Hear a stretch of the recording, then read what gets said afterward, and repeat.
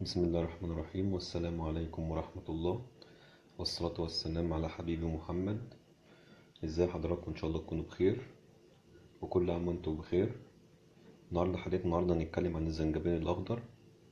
والزنجبيل الأخضر زي ما احنا عارفين مشهور جدا في مصر والدول العربية، بس مشهور أكتر في الصين والهند من الدول العربية. وعرفنا إن هو بيستخدم في الأكلات، وبيستخدم كتير جدا في علاج الأمراض. تعالوا بينا مع بعض نشوف ايه فوائد الزنجبيل. ده الزنجبيل الأخضر وده الليمون. ممكن إن احنا نستخدم الزنجبيل الأخضر بكذا طريقة. تعال نشوف فايدة الأول. عرفنا إن الزنجبيل الأخضر بيعالج الإسهال بعد غليه وشرب مائه.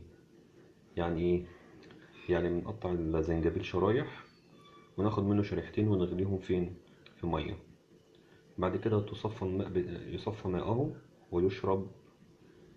وممكن أن يحلى بالعسل، يعني احنا ممكن نضيف عليه عسل ونشربه. ده بيستخدم في علاج الإسهال. وطبعا في ناس كتير بتستخدمه في عمليات التخسيس، لأنه بيقوم بحرق الدهون الزائدة في الجسم، وبيعالج آلام الحلق والسعال.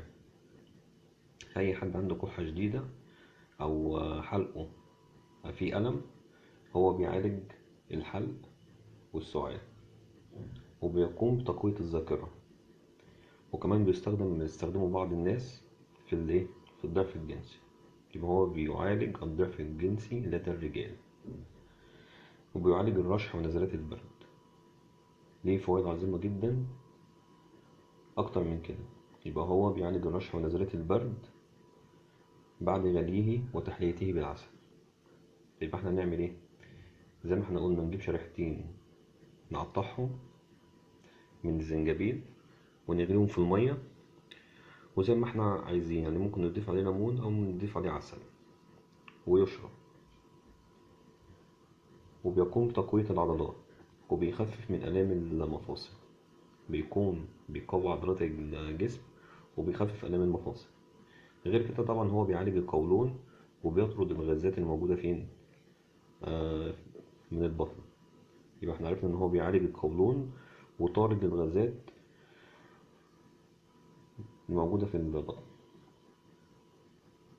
طبعا هو بيقلل الأورام اللي بتبقى موجودة في الجسم. يعني أي ورم بيبقى موجود في الجسم، لو رحت أي صيدلية وطلبته، لأن مثلا عرفتوا إن في حتت ورم في الجسم ولا حاجة، بيدوكوا برشام علشان يصرف التورم ده.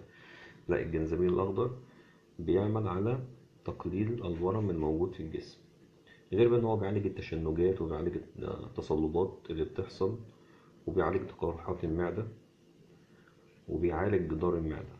يبقى هو بيعالج تقرحات المعدة وبيعالج جدار المعدة وبيحافظ عليه.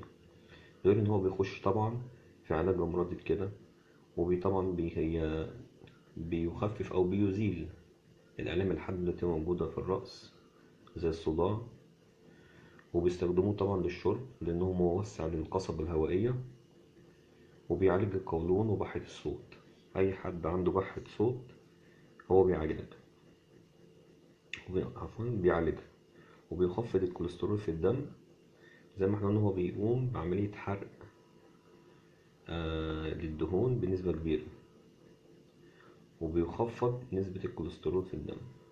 طبعا احنا زي ما احنا عارفين ان هو ليه منافع، طبعا هو ليه اضرار. طب ايه هي اضراره؟ طبعا هو كترة استعماله او تناوله بيسارع من عملية ضربات القلب.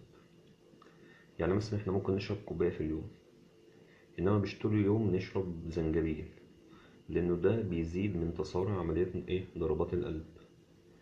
طبعا ما ينفعش ان احنا نشرب الزنجبيل مع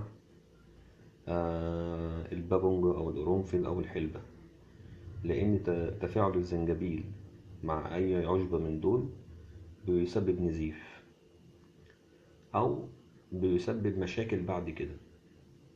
فالاحسن ان احنا ما نشربش الزنجبيل مع البابونج او القرق او القرنفل او الحلبة. وطبعا ما ينفعش يستخدمه اللي تعبان وعنده المرارة. مريض المرارة ما ينفعش يشرب الزنجبيل. إلا باستشارة الطبيب.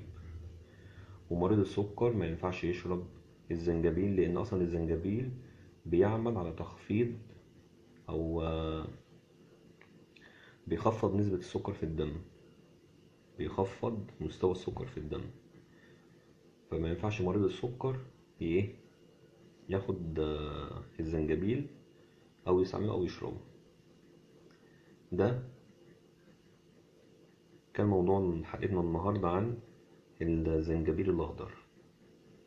طبعا هو ليه استعمالات تانية، يعني ممكن احنا نشربه مع الليمون، ممكن نشربه مع العسل، ممكن نشربه مع الليمون والثوم.